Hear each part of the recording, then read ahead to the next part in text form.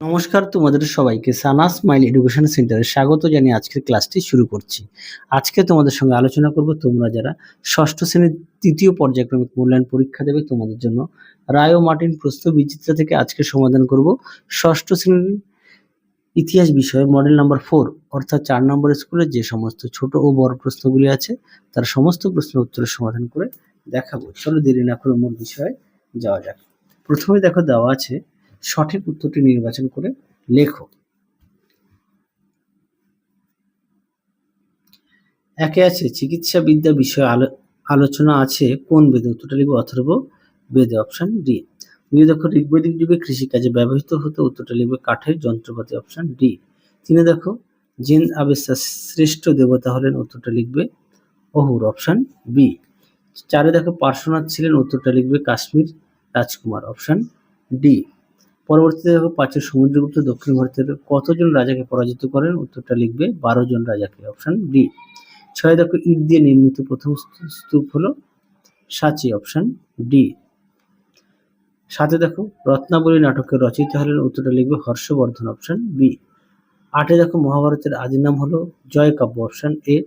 নয়ে দেখো ব্যাকট্রিয় গ্রিক রাজাদের যবন বলা হতো, অপশন সি। দশে দেখো মিনান্দ্রের রাজধানী ছিল, উত্তরটা লিখবে সাকল, অপশন এ। পরবর্তী প্রশ্ন দেখো কি আছে শূন্যস্থান পূরণ। সংহিতা শব্দের অর্থ হচ্ছে সংকলন বা সংগ্রহ। দুই দেখো কনিষ্ক শাসন হলো 78 খ্রিস্টাব্দে। তিনে দেখো দেবকুল হলো মন্দিরের মতো জায়গা। চারে দেখো পাণিনির লেখা ব্যাকরণের নাম অষ্টাধ্যায়ী। পাঁচে দেখো রাজা বিম্বিসারের রাজবৈদ্য ছিলেন জীবক। পরবর্তী দেখো বিমানন শব্দটি খুঁজে বের করো। এক দেখে প্রশ্ন উত্তরটা হবে অশ্মুক, দুইয়েরটা হবে শ্বেতাম্বর, তিনেরটা হবে কনিষ্ক, চারেরটা হবে পাগড়ি, পাঁচেরটা হবে চীনের প্রাচীর। আশা করি দেখে নিয়েছো। পরবর্তী দেখো কি আছে এক কথায় উত্তর দাও। আর উনি কে ছিলেন? উত্তরটা লিখবে বৈদিক যুগের আদর্শ গুরু আয়োধর্মের শিষ্য, আয়োধ ধর্মের শিষ্য। দিয়ে দেখো ভারতের কোন কোন অঞ্চলে এখনো মেগালিথ ব্যবস্থা প্রচলিত আছে? উত্তরটা লিখবে ছোটনাগপুর, অসম ও পশ্চিমবঙ্গ। পরবর্তী দেখো তিন দাগ মগধ বলতে বর্তমানে কোন এলাকাকে বোঝানো হতো? দেখো উত্তরটা লিখে দিয়েছি। বর্তমানে বিহারের কিছু অংশ ও উত্তরপ্রদেশের কিছু অংশ। চারে দেখো আলেকজান্ডারের ভারত অভিযানের সময় মগধের সিংহাসনে কারা ছিলেন? উত্তরটা লিখবে নন্দ বংশের শাসক, বিশেষত ধননন্দ। পাঁচে দেখো কুষাণ আমলে কোথায় সবচেয়ে বেশি গোলমরিচ উৎপাদিত হতো? লিখবে দক্ষিণ ভারতে, বিশেষত মালাবার উপকূলে। ছয় দেখো পার্সিয়ান কার আমলে ভারতে আসেন? উত্তরটা লিখবে দ্বিতীয় চন্দ্রগুপ্তের। সাথে দেখো গাথা সপ্তশতীর লেখককে? উত্তরটা লিখবে সাতবাহন রাজা হাল। আটে দেখো ভারতীয় উপমহাদেশে কারা পল্লব নামে পরিচিত ছিলেন? উত্তরটা লিখবে ইন্দো পার্থিয়ানরা। পরবর্তী প্রশ্ন দেখো পাঁচ দাগের দু তিনটি বাক্য উত্তর দাও। একে আছে স্নাতক কাদের বলা হতো? এই প্রশ্নের উত্তরটা তোমাদের আগের সেটে দেখানো আছে, একটু দেখে নিও। হ্যাঁ, অর্থাৎ 2 নম্বর মডেল সেটে উত্তরটি দেখানো আছে, সেই কারণে দেখালাম না। পরবর্তী দেখো প্রাচীনকালে কি কি উপায়ে রাজা হতেন? আচ্ছা, এই প্রশ্নের উত্তরটাও তোমাদের পাঠ্য থেকে একটু দেখে নিও। পরে দেখো 3 দাগের গণরাজ্য বলতে কি বোঝো? দেখো উত্তর গণরাজ্য বলতে কি বোঝো। পরবর্তী দেখো টিকা লেখো বৌদ্ধ সঙ্গীত।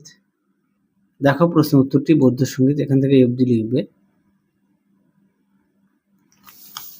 পরবর্তী দেখো 5 দাগের মেগাস্থেনিসের লেখা থেকে পাটলিপুত্র নগরের শাসন পরিচালনা সম্পর্কে কি জানা যায়? দেখো প্রশ্ন উত্তর, দেখো এখান থেকে অবধি লিখবে। পরবর্তী দেখো 6 দাগের কুষাণ সম্রাটরা কেন দেবকুল প্রতিষ্ঠা করেন? দেখো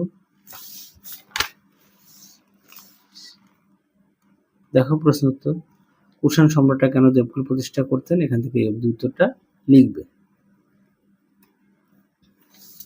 পরবর্তী দেখো 7 দাগের প্রাচীন ভারতের দ্বিতীয় নগরায়ন বলতে কি বোঝো? এই প্রশ্ন উত্তরটা আগে অনেক সেটে দেখানো আছে, তাও দেখিয়ে দিই। এখান থেকে অবধি লিখবে।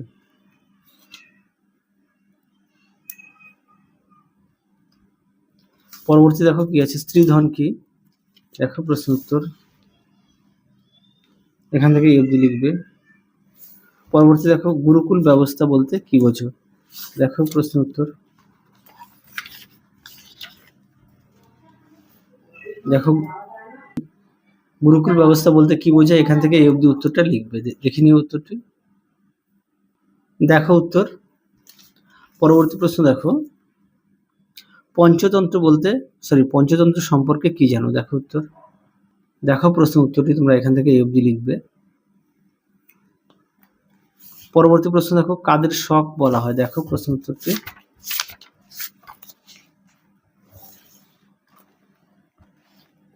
দেখো এখান থেকে এই অবধি লিখবে শক।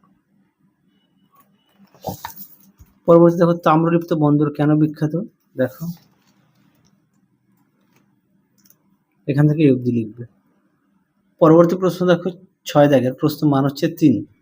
একে দেখো মহাকাব্য কি, দুটি মহাকাব্যের নাম লেখো। দেখো প্রশ্ন উত্তরটি।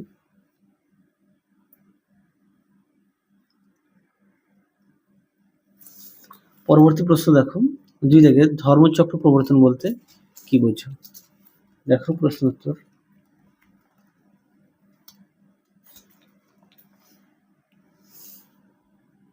এখান থেকে এই অবধি লিখবে।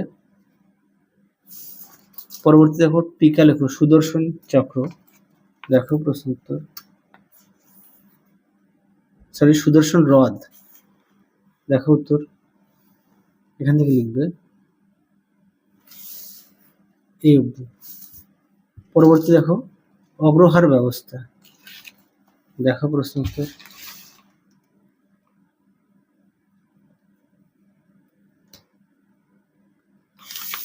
পরবর্তী দেখো 5 দাগের চন্দ্রকেতুগড় প্রত্নস্থল।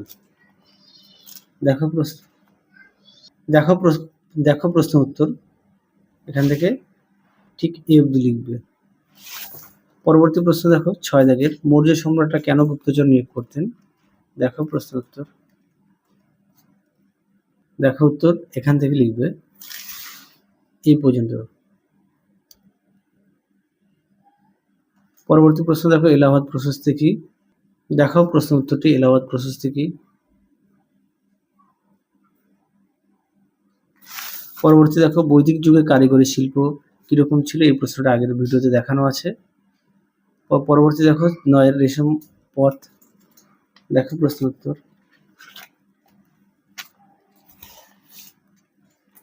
দেখো উত্তরটি।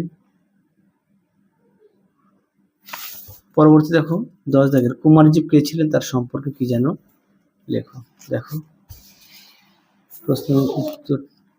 তোমরা উত্তরটি এখান থেকে এই অবধি লিখবে।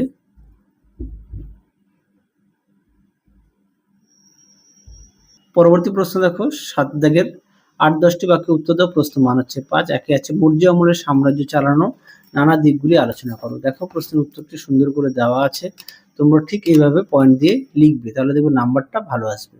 আর অবশ্যই বড় প্রশ্নগুলো খুঁটিয়ে লিখে অবশ্যই বড় প্রশ্নগুলো বাড়িতে মুখস্থ করে পড়বে এবং না দেখে লিখবে। অবশ্যই বড় প্রশ্নগুলি 2 থেকে 3 বার লিখবে আর সমস্ত পাঠ্য বইগুলি খুঁটিয়ে পড়বে। অবশ্যই পাঠ্য বইয়ের দিকে গুরুত্ব দেবে, পাঠ্য বই যে কোনো বিষয় ভালো করে খুঁটিয়ে পড়বে। 2 দেখো হর্ষবর্ধনের রাজ্য জয় ও শাসন ব্যবস্থা সম্পর্কে সংক্ষেপে লেখো। দেখো প্রশ্ন উত্তর। দেখো প্রশ্ন উত্তরটি। দেখো প্রশ্ন উত্তরটি। অবশ্যই পয়েন্ট দিয়ে লিখবে। পরবর্তী দেখো 3 দাগে কুষাণ আমলে ভারতীয় উপমহাদেশের অর্থনীতি বর্ণনা দাও। দেখো প্রশ্ন উত্তর। দেখো অবশ্যই পয়েন্ট দিয়ে লিখবে।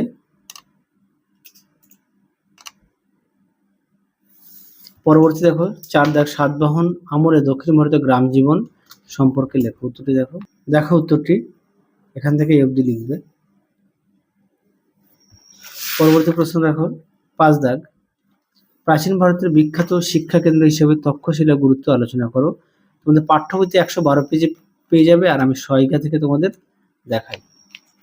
পাঠ্য বইয়ে পেয়ে যাবে 158। দেখো প্রশ্ন উত্তরটি। অবশ্যই পয়েন্ট দিয়ে লিখবে। তোমরা পাঠ্য বইতে পেয়ে যাবে, পাশে পেজ নাম্বার দেওয়া আছে। পরবর্তী প্রশ্ন শেষ প্রশ্ন দেখো গুপ্ত যুগে জ্যোতির্বিজ্ঞান ও গণিতের উন্নতি সম্পর্কে সংক্ষেপে লেখো। এটা পাঠ্য বইতে 120 পেজে আছে, তোমরা 120 পেজটা ভালো করে পড়বে। হ্যাঁ, তাহলে চলো আজকের মতো এখানেই সমাপ্ত করছি। আবার দেখা হবে খুব শীঘ্রই তোমাদের পরবর্তী ভিডিওতে। তোমরা সবাই সুস্থ থেকো, ভালো থেকো। আজকের মতো টাটা।